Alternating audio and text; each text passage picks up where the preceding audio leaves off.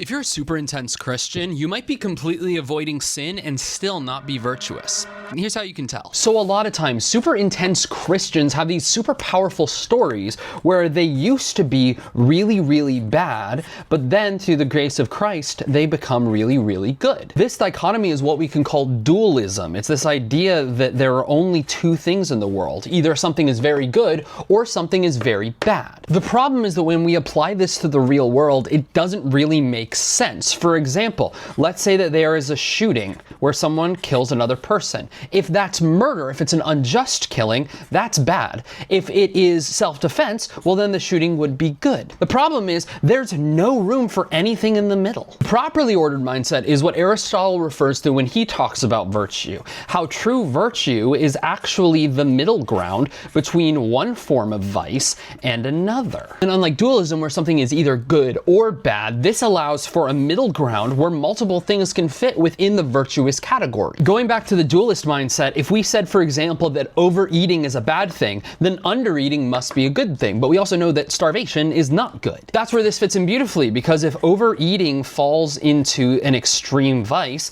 and undereating falls into an extreme vice, then the middle ground between them is eating properly. It's entirely the same action, but one is going extreme in one direction and the other is going extreme in the other. In the spiritual world, this works perfectly, right? We all want the virtue of humility. And we might think, well, humility is thinking of ourselves less or thinking less of ourselves, right? But no, that's an extreme. That's self-depreciation, which isn't objectively good because you're denying who God made you to be. Now, the opposite of self-depreciation would, of course, be pride. Pride is also an extreme. Both of these things are bad. Humility is the middle ground that we find in between the two. So true virtue isn't this good versus bad intense dichotomy. What it really is walking the path between the two extremes. And we could say that someone who strives to live within this boundary, within this walk, is what we would call a Christian, because they are someone, C-R-I-S, someone who is trying to follow the way of Christ. Now, what's really interesting is that the original term for Christian wasn't Christian. It was actually